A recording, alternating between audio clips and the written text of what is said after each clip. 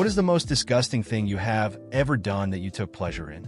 My wife and I had two wonderful daughters, 13 and 10 years old, in a seemingly healthy relationship. At some point, things started to feel off. Suddenly, she became very attached to her phone, deactivated the save password feature on our shared computer, and started receiving calls that abruptly ended when I entered the room. You can probably guess what it was. After 15 years of marriage, I was hoping it wasn't what it so obviously seemed to be. Then, one day, when she said she was going to spend time with the girls, I decided to follow her. Sure enough, I found her going to a hotel to meet a guy I'll call Steve. Saying it was a gut punch would be an understatement. I cried for an hour straight. After finishing my phase of self-pity, I decided the best course of action was to get even.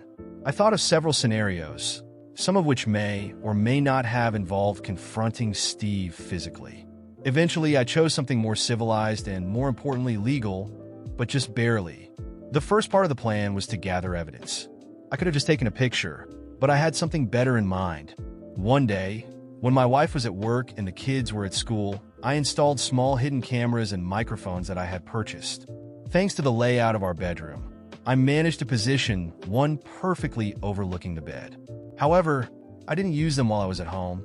A few days later, I suggested to my wife that on the second weekend from then, I should take the girls on a trip and stay the night away. Normally, I was the one responsible for cooking and took a much more active role in raising the girls, showing them more patience and attention. She was usually busy working or drinking, so me going on a trip alone with the girls wasn't unusual. 2 weeks passed, during which I organized everything and contacted a lawyer to draft a separation agreement that included me keeping the house and custody of the kids.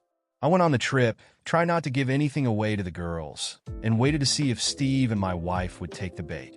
When I returned, I checked the weekend recordings, and sure enough, it was a 36-hour fest.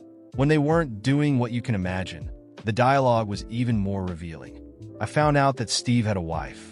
But the worst part was hearing how they talked about me. I expected attempts to destroy my self-esteem, but hearing things like how my friend was smaller than a pinky finger, something that had always been a personal insecurity, and how I didn't satisfy her was devastating. The most painful part was hearing her share my deepest secrets and embarrassing stories that I had only trusted her with. They even laughed about a time in my life when I was hopeless and, well, it's better not to say it. At that point, I had no doubt what I needed to do. The next day, I waited for the kids to leave, but before my wife went out, I let everything seem normal. I kissed her on the cheek, wished her a good day at work, and watched her walk out the door with the same false tranquility she had carried over the past few months. But inside, I had already decided that would be the last day she thought she had everything under control. As soon as she left, I got to work. I took the recordings and calmly edited the videos, selecting the most impactful clips that clearly showed the betrayal. It wasn't just about the physical act, though that was enough, but also about the things she said about me and shared with Steve, things I never imagined a wife would expose to a stranger. It was humiliating, cruel, and at the same time, exactly what I needed to turn the tables. That same day, I sent messages to all her family members and close friends, including her parents, sisters, cousins, and some of her co-workers. I invited them to a surprise party to celebrate a special moment in our marriage. I didn't specify what. I used a neutral excuse, something like, I want to celebrate our union and the family we've built. This ensured she wouldn't suspect anything until the crucial moment. I spent the day decorating the house, buying drinks, food, and even a cake. I didn't want anything to seem unusual. However, my real preparation was hidden on the computer and my phone. I created a presentation that mixed happy family photos and, at the very end, included the captured videos. In the evening, the guests started arriving. My wife came home a little later from work, seemingly surprised and even touched by the gesture. She laughed, chatted with the guests, and seemed to suspect nothing. "You're amazing for organizing all this," she said, hugging me. I returned the hug. But inside, I felt a mix of nervousness and a morbid satisfaction for what was about to happen. After a few hours of socializing, I asked for everyone's attention. "I'd like to show you something special," I announced with a smile that masked my anger. I turned on the projector, and the presentation began. The first images were innocent. Pictures of us together, moments with the kids, memories everyone there shared. My wife watched the screen, smiling, unaware of what was coming. Then everything changed. Without warning, the screen showed the first recording, her entering the bedroom with Steve.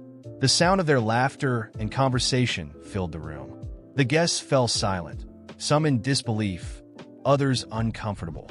My wife froze, her eyes wide. "This is what you do while I take care of our home, our daughters," I said, my voice calm but full of disdain. She began to mumble something, but the next scene cut off any attempt at an explanation. A conversation between her and Steve where they both laughed at my insecurities, mocked me, and she revealed intimate details I never thought could be exposed like that. The next few minutes were chaos. The room was in shock. Some family members looked at her with disgust. Others stared at me, unable to believe I had the courage to expose everything like this. My wife, desperate, tried to turn off the projector, but I was ready. "Sit down," I shouted firmly, making her stop. She fell into a chair, tears streaming down her face. When the last video ended, the room was utterly silent. I picked up my phone and, without anyone noticing, started recording the environment, the reactions, the looks of disapproval, and the humiliation on her face. While she tried to explain herself to the guests, it was already too late. The damage was done. Later that night, with the video of the party edited, including the recordings of her betrayal, I sent everything directly to Steve's wife on Instagram. I didn't need to say anything. The images spoke for themselves. A few hours later, I got a notification. She saw the message. It didn't take long for the bomb to explode on the other side as well. In the end, as I watched the chaos unfold, I realized something. Despite everything, I had felt pleasure in executing every detail of this revenge. Yes, it was cruel, it was disgusting, but for some reason, it was exactly what I needed to move on. And now, her life would never be the same. After the party, everything changed for good. My wife, now ex-wife, tried to approach me several times in the following weeks. She cried, begged, and swore it had all been a mistake. But what irritated me most was that she never truly apologized for what she had done. There was no genuine regret for the cruel words, the secrets shared, or the betrayal itself. She only lamented being caught. That confirmed what I already knew. I needed to move on, but not before ensuring she fully faced the consequences of her actions. My first priority was taking care of my daughters. They were young but not stupid. Even though I had kept them away from the party, what happened eventually reached their ears somehow. Maybe a relative, maybe whispers at school from parents who discussed the gossip. They came to me with questions, and I tried to be as honest as possible without sharing unnecessary details. "Your mom made choices that hurt our family," I said. "And unfortunately, that means things won't be the same anymore." It was hard to see the disappointment in their eyes, but at the same time, I knew I couldn't shield them from everything. This mess was a direct result of their mother's actions, and she would have to deal with the consequences. Meanwhile, my ex-wife was starting to feel the weight of what had happened. The public humiliation in front of friends and family was only the beginning. She tried to return to work as if nothing had happened, but the environment was no longer the same. People whispered in the hallways, and she became a pariah during lunches and meetings. A week later, she quit her job. She claimed she was being bullied, but the truth was she couldn't face people anymore. Steve, on the other hand, disappeared almost completely. His wife, after receiving the evidence I sent, filed for an immediate divorce. From what I heard from mutual sources, he also lost his job, likely because the scandal reached his bosses. It was a double blow for him. No wife, no job, and it seemed no courage to face the shame. But for me, that wasn't enough. As much as it had made an impact, I wanted to ensure this wasn't just a fleeting moment.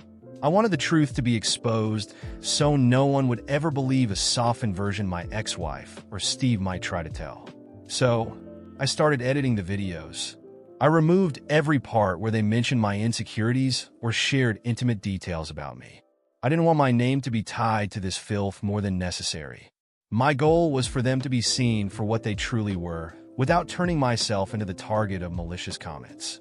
Once I was done, I uploaded the video, to several platforms. On YouTube, under a pseudonym, I described it as a story of betrayal and exposure. On social media platforms like Instagram and Twitter, I used fake accounts to share the content, ensuring it reached people who could amplify the reach. Friends, co-workers, and even strangers who love juicy gossip. I knew it wasn't entirely ethical, but at that moment it felt justified. The impact was almost immediate. The story began circulating quickly, gaining traction on forums and discussion groups. Comments like, "This woman destroyed her own family," and "cheating is disgusting, but mocking someone's insecurities is even worse," flooded the posts. My ex-wife became the target of massive criticism.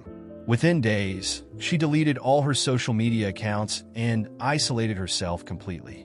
The public shame was unbearable for her. Should I feel guilty? Maybe, but I didn't.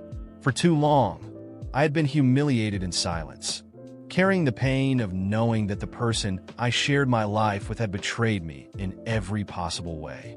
Now, she was experiencing a fraction of what I felt, and honestly, it gave me a sense of relief. The only regret I carried was the impact it had on my daughters. Despite my efforts to protect them, they ended up knowing more than they should. Friends at school started commenting, and inevitably, they pieced things together. My oldest daughter, in particular, was deeply hurt. "Why did Mom do this?" she asked me one day, tears streaming down her face. I didn't have an answer that could comfort her. All I could do was reaffirm that, regardless of what their mother had done, I would always be there for them. "You two are my priority now," I told them both. "And I'll do everything I can to ensure you have the best life possible." In the following months, I started rebuilding my life. I found a therapist to deal with the emotional scars and did my best to create a stable environment for my daughters. They still saw their mom occasionally, but the relationship seemed tense and distant. As for my ex-wife, I heard she moved to another city, trying to start over. The last thing I heard about Steve was that he was living on his brother's couch, trying to get back on his feet. I doubt either of them learned any valuable lessons, but honestly, I don't care anymore. In the end, what matters to me is that despite all the pain and chaos, I was able to break free. Revenge may not be the noblest solution, but in that case, it was what gave me the strength to move forward. And now, my priority is leaving the past behind and ensuring my daughters never feel they have to carry this burden. This mess is not theirs, it's entirely their mother's. Months have passed, and the dust has finally settled. My life has gradually found a new balance. My daughters and I have created a more stable routine, and despite everything that happened, the bond between us seems stronger. They still have occasional contact with their mother, but it's clear that the relationship is strained. I try not to interfere because, despite everything, I know they need to decide for themselves how to deal with her. My ex-wife, on the other hand, never managed to fully recover. After moving to another city, she disappeared from the social radar. What I heard through acquaintances was that she lived in a kind of self-imposed exile, trying to avoid public scrutiny. The irony is that she was never truly confronted by all those who criticized her. The weight she carried was mostly imposed by herself, as she faced the consequences of her actions. Steve also disappeared. I haven't heard anything about him since learning he lost his job and his marriage. His story was just another piece of a larger puzzle of bad choices that surfaced and ruined lives. As for me, after everything I did, I can say that the sense of justice came with a certain discomfort. I got what I wanted. I morally destroyed the people who betrayed and hurt me. Their public humiliation was exact, precise, and inescapable. However, at the same time, it was the dirtiest thing I've ever done in my life. Watching their faces twist in shame and despair as their reputations were shattered was, in some way, gratifying. It was disgusting, yes, but I won't lie, I felt pleasure. Not because I enjoy seeing others suffer, but because it was a direct reflection of what they did to me. That sense of satisfaction, however brief, came with a price. Sometimes I find myself reflecting on whether it was the best path. Not for them. They deserved every piece of that exposure. But for myself, publicly exposing all of that, even removing the personal parts, was an act that required me to dive into the depths of my anger and indignation. And although I emerged stronger, a part of me still feels I touched something dark within myself to get there. Today, I am focused on rebuilding a healthy life for me and my daughters. I've returned my focus to my career, reconnected with friends I had lost touch with during the marriage, and I'm even beginning to consider a future where a new relationship might be possible. But now, I'm much more cautious, much more vigilant.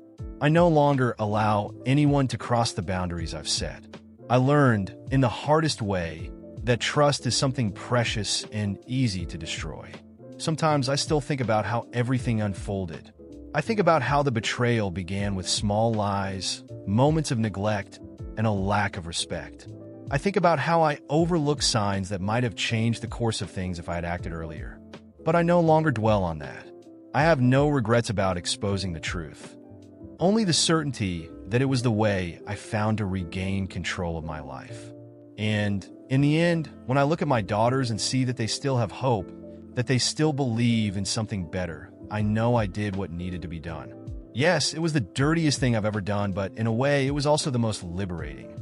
And with that, I close this chapter of my life, ready to look forward and build something new, leaving the weight of the past where it belongs.